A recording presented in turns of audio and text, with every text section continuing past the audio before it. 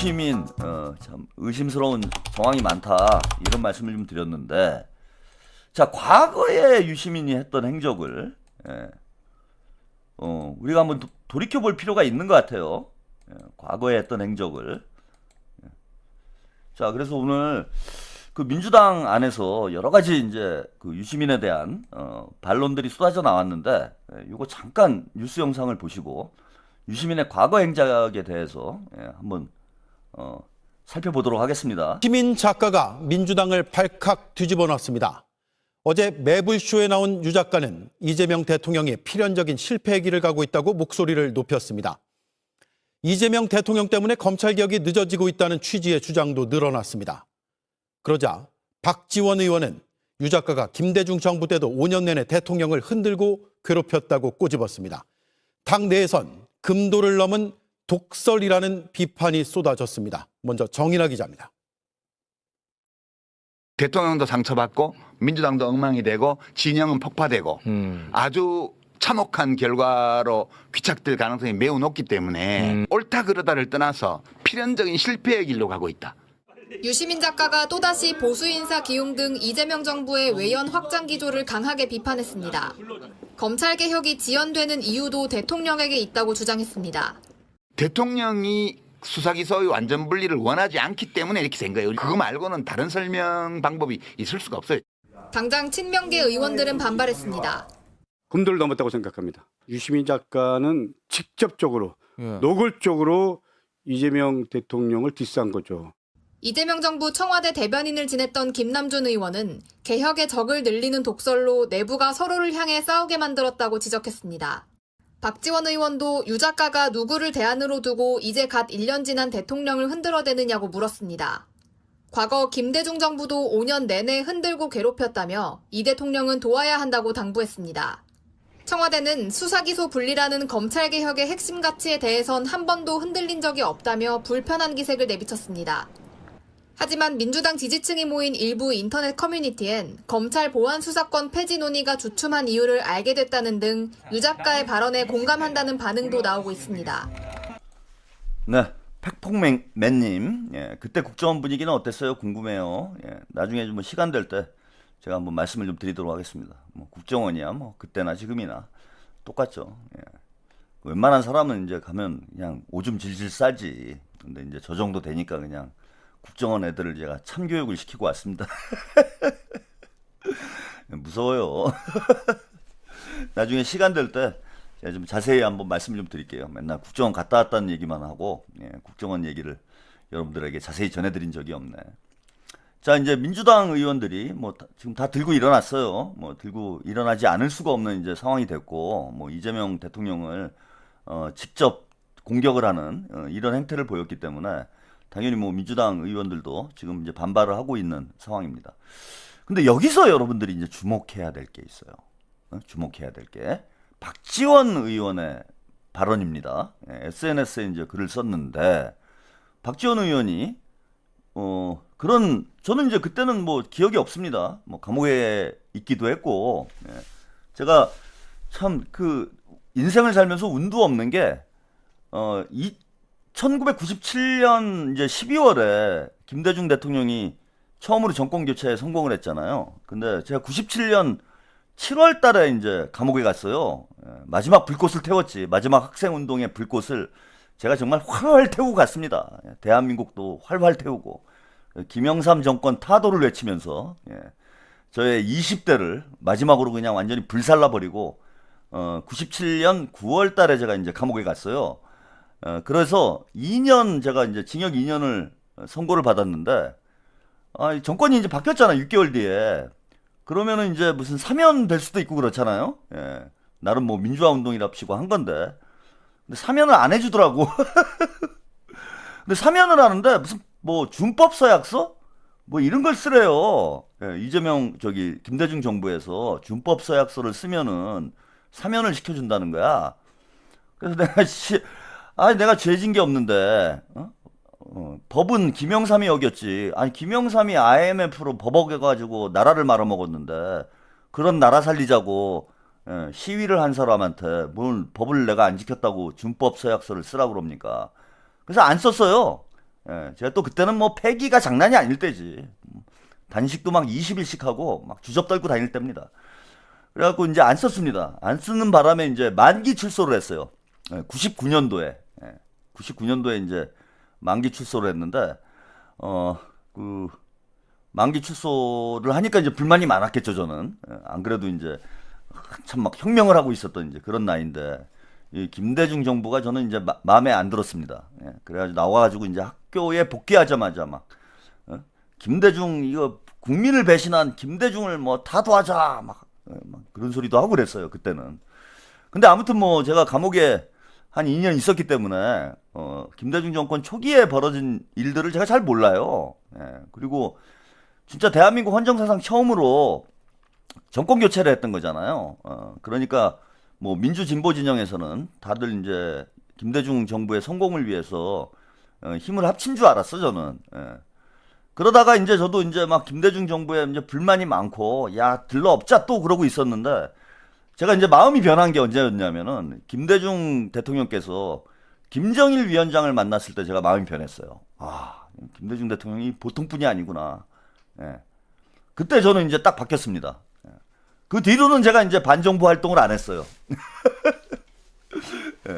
그 뒤로는 반정부 활동을 안 했습니다. 그러니까 99년에 이제 제가 출소를 해가지고 한 6개월 정도 반정부 활동을 또 하려고 시동을 걸다가 2000년 6월 달에 김정일 위원장과 김대중 대통령이 이제 만났잖아. 야, 이제 통일이 되는구나. 나도 이제 좀 착하게 살자. 통일이 되면은 나도 뭔가 한 자리 해야지.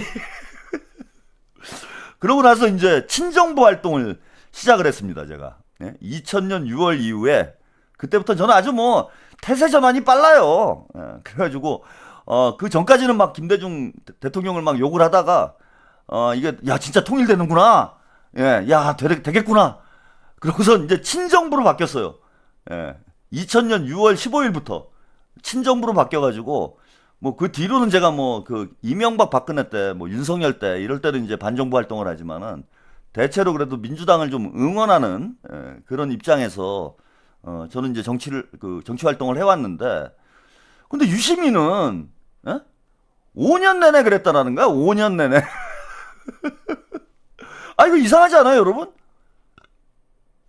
아니, 처음에는 그래도 응원을 해야 되는 거잖아. 그 박지원, 제가 이제 2년 동안 집권 초기에는 감옥에 있었으니까, 그 집권 후반부에는 그 영상 이제 보신 분들이 많죠. 유시민이 김대중 대통령이 막 치매 걸렸다고, 막 망언을 하고, 대통령 뭐 물러나야 된다고, 막 이런 얘기하는 뭐 영상은 요즘에 다시 파묘가 돼가지고 보신 분들이 많을 거야. 근데 저도 이제 집권 후반기에 좀 김대중 정부를 욕을 했나? 뭐 이랬는데, 지금 박지원 어르신, 하시는 얘기를 들어보면, 집권 초기부터 저랬다라는 거 아니에요. 5년 내내 그랬다라는 거 아니야. 5년 내내 반정부 활동을 했다라는 거 아니에요, 유시민이. 그 이상하지 않습니까, 여러분? 아니, 어렵게 대한민국 진짜 우리가 50년 만에 정권 교체를 했는데, 반세기 만에 정권 교체라는 걸 해본 거예요. 군사독재, 우리가 핍박을 받다가. 그런데 그걸 초기부터 유시민은 김대중 정부를 공격을 했다고? 이거 이상하지 않습니까? 근데 보면은 이제 유시민의 과거사가 요즘에 이제 다 나오는 것 같아요. 간첩의 역사. 여기 보세요. 이게 김대중 대통령 때 그래 친노 친문이니까 김대중 대통령 때만 그랬으면 그거는 이해를 하죠. 그리고 본인이 뭐 노무현 재단인지 유시민 재단인지 알 수 없을 정도로 노무현 정신에 대한 독점적 해석권을 유시민이 가지고 있잖아요. 그런데 노무현 정부도 깠어. 노무현 정부도 깠어요, 이게. 그 희한한 인간이네, 지금 보니까. 2007년이죠. 집권 말기에 한나라당 99% 집권 가능성. 무조건 정권 바뀐다. 그리고 그때 제가 기억나는 게, 이것도 한번 자료를 찾아볼게요. 이때 유시민이 뭐라고 얘기를 했냐면은, 와, 저는 진짜 제가 진보당 쪽이었는데도, 당시에 이제 민주노동당이죠. 민주노동당 당원이었는데도, 정동영 후보 당선시키려고 선거운동 엄청나게 했습니다. 유인물 맨날 돌리고 그래가지고 선거법 위반으로 그때도 제가 고발당해가지고 재판까지 받았어요. 근데 무죄가 나왔나 아마 그랬을 거야. 선거법 위반은. 아니 민주노동당 당원인데 정권 뺏기면 안 된다고 정동영 선거운동을 하다가 민주노동당 당원이 선거법 위반으로 감옥에 갈 뻔했어요 저는. 근데 유시민이 이 당시에 뭐라고 얘기를 했냐면 제가 그걸 잊지를 않습니다. 네? 한나라당 99% 집권 가능성 이 얘기만 한 게 아니고 뭐라고 했느냐. 뭐 정권 뺏겨도 안 죽는다. 이거 유시민이 신경 안정제라는 별명이 생겼잖아요. 그게 뭐냐 하면은 윤석열 때 유시민이 야 나라 안 망한다. 윤석열 집권하자마자 그따위 얘기했어요. 여러분 기억나시죠? 그 똑같은 얘기를 언제 했냐면은 2007년도에 유시민이 정권 한 번 뺏겨도 안 망한다. 차차기야 하면 된다. 이런 얘기를 했어. 그래가지고 정동영 후보가 지지율이 36%인가? 와, 나 그때 진짜 개표 방송 보자마자 TV 끄고 술 마시러 갔어요. 너무 절망해가지고. 36%가 나올 수가 없잖아. 그리고 2016년에 뭐 이런 얘기도 했습니다. 노무현 DJ 물 덜 빠져서 대통령이 된 것이다. 그러니까 김대중 대통령 덕에 노무현 대통령이 이게 둘 다 매기는 발언이었는지 요거는 이제 2016년에 했던 발언이에요. 둘 다 매기는 발언인지 노무현 대통령을 매기는 발언인지 모르겠는데 맥락상 보면은 이제 노무현 대통령을 매기는 발언이죠. 김대중 대통령 덕에 노무현은 대통령이 된 것이다. 2016년에 이런 얘기를 했어. 2016년에. 이상하지 않습니까? 그래서 아니 김대중 대통령도 까고 노무현 대통령도 까고 정권 뺏기라고 구술하고 그래서 제가 그 얘기를 하는 거예요. 유시민의 역할은 도대체 뭐냐. 첫 번째 역할이 뭐냐. 정당 파괴범. 정당 파괴자가 첫 번째 역할이죠. 유시민 때문에 저는 진보정당 역사가 저도 그 유시민과 합당을 해야 된다라는 합당 이제 당시에는 합당 찬성주의자였고 민주노동당과 진보신당 그다음에 국민참여당이었죠. 이 3당이 합당해서 진보의 파이를 한번 키워보자. 이게 이제 저는 그 당시에 지론이었어요. 그래서 유시민과 합당을 하는데 제가 진짜 앞장서서 역할을 많이 했습니다. 보이지 않는 곳에서. 그리고 실제로 유시민하고 합당을 하니까 지지율이 20%대가 넘었어요. 그래서 통합진보당이 그 교섭단체가 될 것이다. 뭐 20석 이상 가져올 것이다. 이런 기대가 컸어. 그런데 그 싸움이 나가지고 공천도 당시에 진보정당은 공천을 당원 투표를 통해서 공천을 했어요. 근데 그걸 부정선거라고 사기질을 치고 언론 플레이를 하고 난장판을 만들어가지고 알고 보니까 유시민계가 다 부정선거를 했더라고. 나중에 재판 결과 나왔을 때.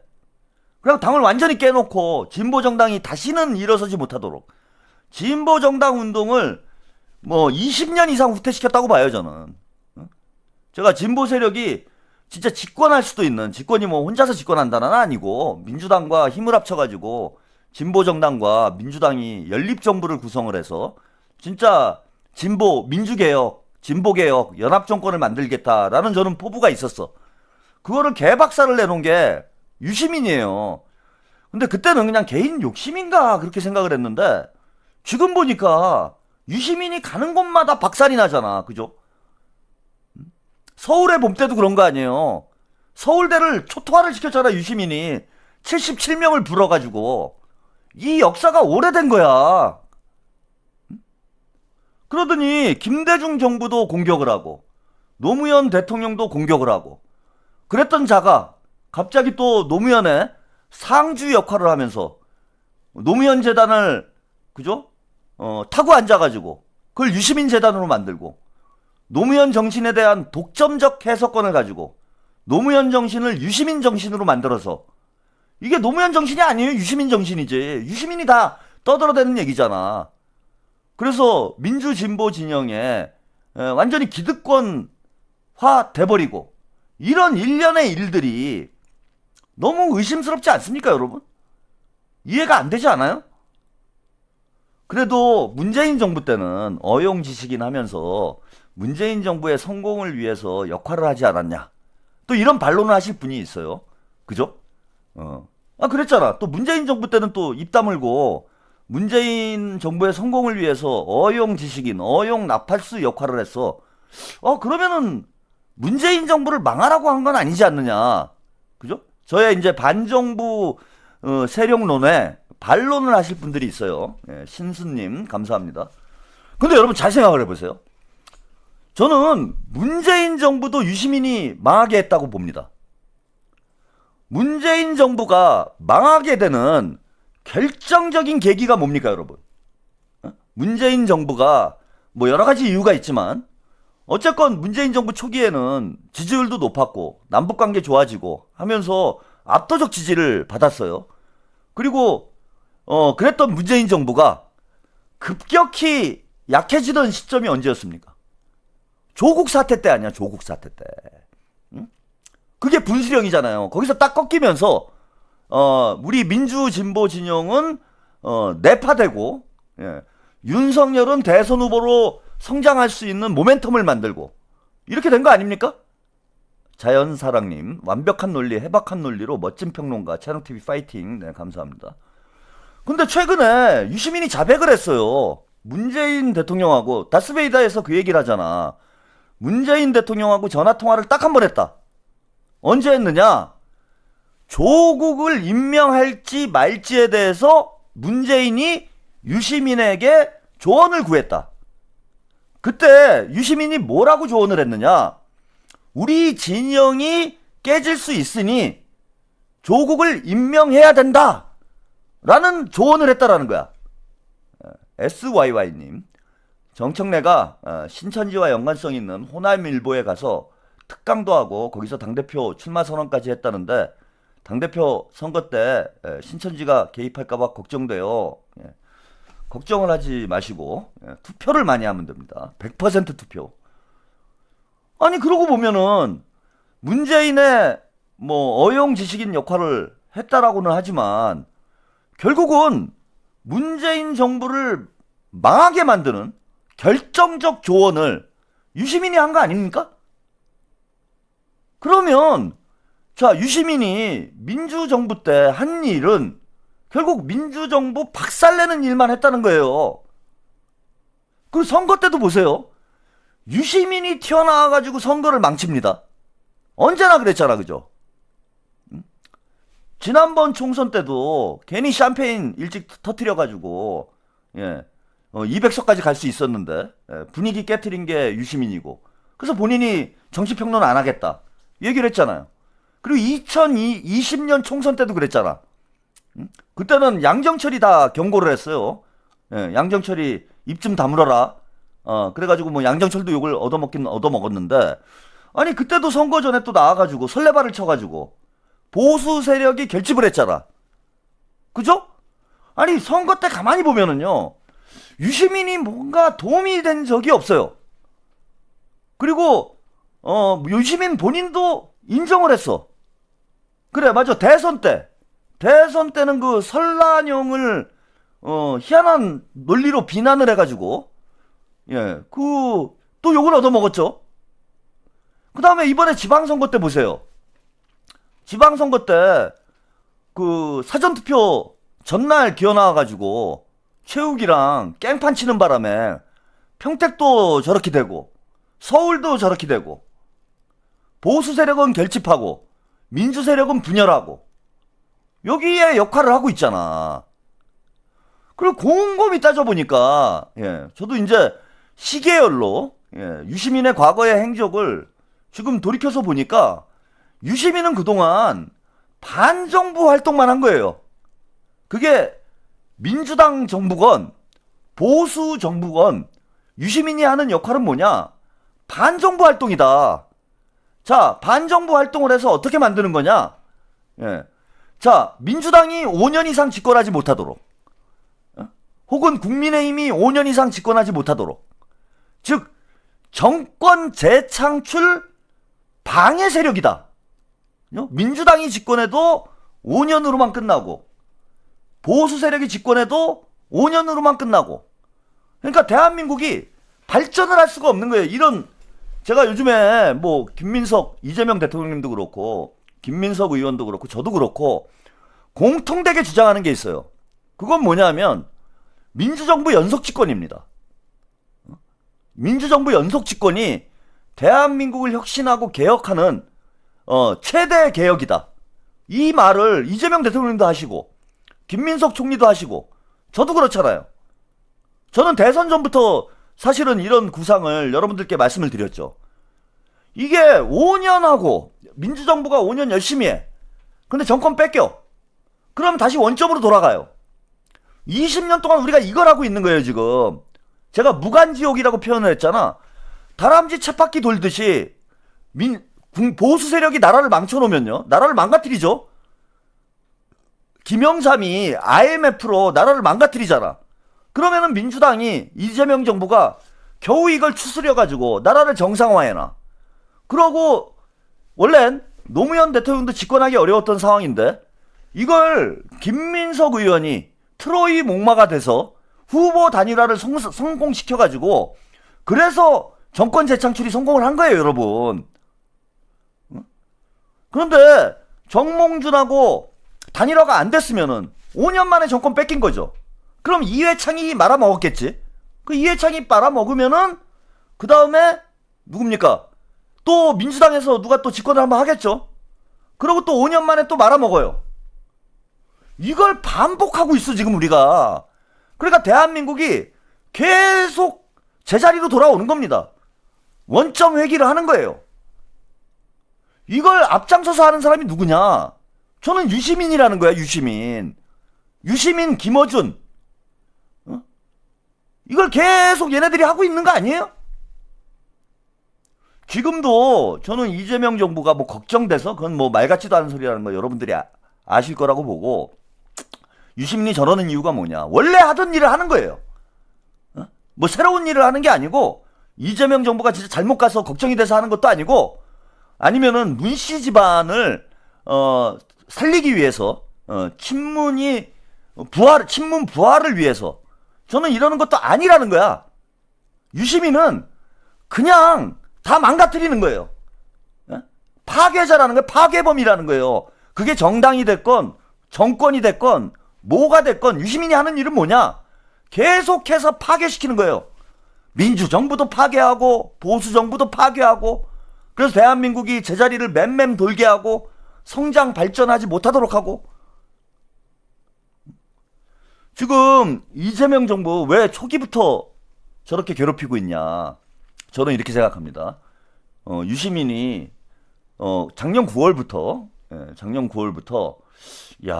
그 걱정이 돼가지고 검찰 개혁을 이재명 대통령이 안 하려는 것 같아서 걱정이 돼가지고 잠을 못 이뤘다. 뭐 이따위 얘기를 해요. 근데 저는 뭐라고 생각을 하냐면 왜 초장부터 이런 일이 벌어졌는가? 이재명 정부가 생각보다 너무 잘하는 거야 지금. 우리도 다 놀랬잖아. 그리고 잘 보세요. 얘네들이 공격하는 사람들 뉴 이재명, 그죠? 그 다음 평론가들 오늘도 뭐 그런 발언하대. 99대 1이래. 평론가 진영이 99대 1이래요. 근데 그게 형식적으로는 99대 1일 수 있어도 자 뉴스공장하고 매블쇼가 더 많잖아. 지들이 압도적으로 유리한 상황이지. 그 작은 고만고만한 뭐 촉법 용역 평론가들이 아무리 떠들어봐야 그 채널 크기가 아니 뉴 이재명 채널에서 제일 큰 게 그 장르만 여의도잖아요. 동접자 수가 제일 많은 게. 그게 많아야 3만 명이에요. 장르만 여의도가. 근데 뭐가 99대 1입니까? 그 마치 지들이 뭔가 공격을 당하는 것처럼. 아니 뉴스공장하고 매블쇼 동접자에 진짜 10분의 1도 안 돼. 나머지를 다 합쳐도. 그래서 저는 뭐 채우기는 모르겠습니다. 예, 채우기는 한번 정신을 바짝 차리기 바래요. 예, 저는 김어준하고 유시민은 저는 반정부 세력이라고 봐요. 그리고 자 이렇게 하면은 우리가 볼 때 뭐 그래봐야 뭐 큰 타격이 있겠나 이렇게 생각하겠지만은 민주진보 진영이 계속 안에서 치고받고 싸우는 이런 상황이 계속 전개가 돼 보세요. 대통령께서 아무리 성과를 내도 그 성과를 우리 국민들이 인정을 안 해. 이번에 보십시오. 이재명 정부가 일을 너무나 잘해왔잖아요. 그런데 당에서 한번 말아먹어버리니까 지지율이 그냥 뭐 밑바닥으로 40% 밑으로 떨어지잖아. 이거 자체가 목적이라는 거예요, 저는. 무슨 뭐 정청래가 당대표 되고 얘네 당대표 안 된다라는 거 모르겠어요, 지금? 당대표 안 된다라는 거 알잖아. 그런데도 왜 저렇게 자신들의 정치적 생명까지 걸고 무리수를 두는가? 당대표 되는 게 목적이 아니라, 정청래가 당대표 되는 게 목적이 아니라 그냥 이재명 정부를 흔드는 게 목적이라는 거예요. 따라서 저는 당대표 선거가 끝나도 이거 해결이 안 됩니다. 계속해서 그럴 거다. 5년 동안 만약에 여러분들 5년 동안 민주당이 유시민하고 싸우고 김어준하고 싸우고 정청래랑 싸우고 조국이랑 싸우고 앞으로 5년 동안 계속 지난 1년 동안 우리가 했던 일 이걸 계속하고 있다고 한번 생각을 해보세요. 과연 중도 보수층 유권자들이 이재명 대통령과 민주당을 지지하겠습니까? 자연스럽게 이재명 대통령의 구조적 다수 전략은 망가지는 거예요. 민주당이 안정이 안 되고 계속해서 밥그릇 싸움하고 있다. 이런 인상을 계속 보여주면 중도 보수 유권자들이 민주당으로 들어오겠냐고. 2030이 민주당을 지지하겠습니까? 여러분? 김민석 의원이 당대표가 됐는데도 유시민은 계속 저지랄, 김어준은 저지랄, 정청래는 저지랄, 조국은 계속 모질이짓 이러고 계속 있으면은 중도층 그 다음에 2030이 민주당을 지지하겠냐고. 안 한다라는 거예요, 저는. 그럼 자연스럽게 중도 보수 확장 전략, 구조적 다수 전략은 실패를 하는 거예요, 그냥. 중도층과 2030이 민주당의 마음을 안 열 거기 때문에 자연스럽게 실패를 하는 거다. 저는 그렇게 봅니다. 그래서 당대표 선거로 끝나지 않을 거다. 여기에 대비를 해야 되고, 저는 그런 차원에서 제가 말씀을 좀 드리자면은 이제 걱정이 되잖아요, 그죠, 여러분들? 자, 이거 간단해요, 여러분. 제가 그 말씀을 계속 드리고 있잖아. 선을 그으면 돼요. 확실하게 선을 걸어. 민주당에서 어정쩡하게 이 조털레이하고 어정쩡한 관계를 유지하면 안 돼요. 예컨대 합당 얘기가 계속 나온다든지, 뉴스공장에 그 누굽니까? 민주당 의원들이 출연을 한다든지, 이거를 완전히 정리를 해야 돼요. 완전 선을 그어야 된다. 쫓아낼 수 있으면 쫓아내야 된다. 얘들하고 민주당은 완전히 다르다라는 걸 보여줘야 됩니다.